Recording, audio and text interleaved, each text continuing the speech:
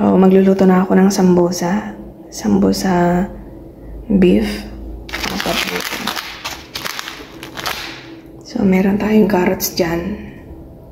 Tapos, sibuyas. Shabat. Ito yung shabat. Halaman to sa Pilipinas eh. So, maglagay tayo dito ng mantika. Maraming mantika. Ilagay natin tong sibuyas. Maraming sibuyas ang kailangan dito. Ilagay na natin tong meat. Ilagay natin sa hugasan. Fresh. Ayan. Tapos haluin natin. So, ganito na yung ating karne. Ilagay na natin tong mga spices. May ilagay natin dito. I-mix well natin. Luto na yung ating meat. Nilalagyan ng ganito. Turmeric or curcum. So, maglagay ako nito para maganda-ganda naman yung kulay niya. Para hindi parang nalunod yung karne natin. So, lagyan natin. Ito na yung meat natin. Diba? Ilagay na natin tong carrots natin. Lagyan natin lahat. Tapos, haluin natin, syempre. So, nahalo na natin ating carrots. Sunod natin ito. Shabat. Kung mayroon kayong parsley o di kaya bakdones, coriander leaf or kusbara sa Arabic, pwede. Ito kasi, ayoko dapat maglagay ng carrots dito kasi nga shabat lang. Kasi meat ito. Eh, request ni panganay na maglagay daw ng carrots kasi gusto niya. Hindi go. Why not coconut, diba? Oh. Tapos, mekos natin ito mga best friend. Luto na to eh. Tapos magbabalot tayo.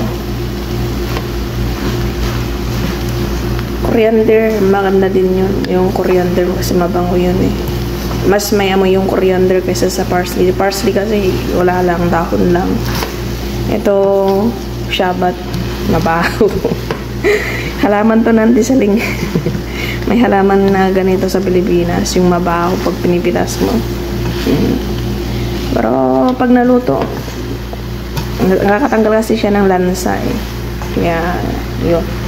So, luto na to. Magbabalot na tayo mga best friend. Ayun na nga, gagawa ako ng 200 pieces. Siguro kulang ito kasi ang dami kong niluto na karne. So kung kulang yung wrap natin, 200 yan. 200 pieces kalalabasan. So papakita ko sa inyo. Paano magbalot ng sambusa. Yan na natin ito. Wrapper. Isa-isahin natin. So, ito na nga. Pakita ko sa inyo, guys. Pero lang ganyan. Tapos, kutsara na ganyan.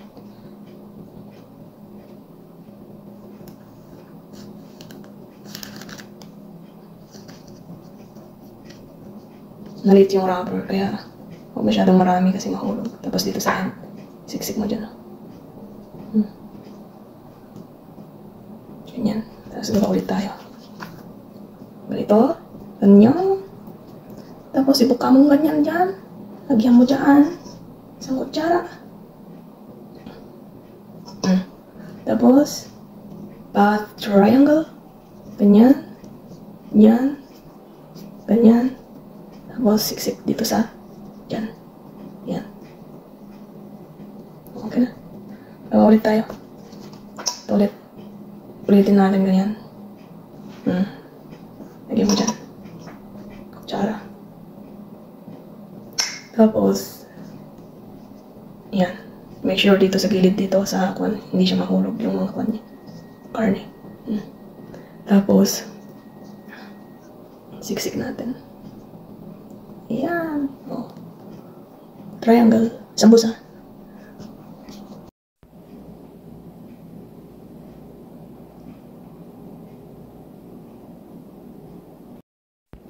So, yun na nga. Tapos ng paggawa ng sambusa. Ito na. Di ba? Ang dami. Ilagay na natin dito. Sa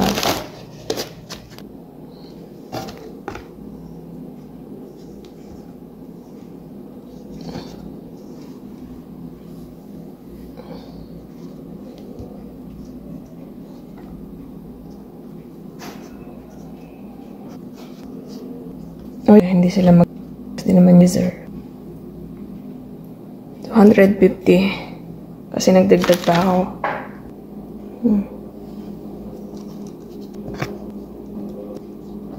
Ano yung mga nagawa? Diba? Tapos nalagay natin sa freezer. May halaman ako.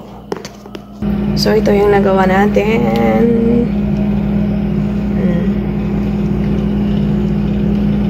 Diba? Tapos na. At bukas gagawa ako ng longganisa, homemade longganisa. Ano yung corner? Ang dami.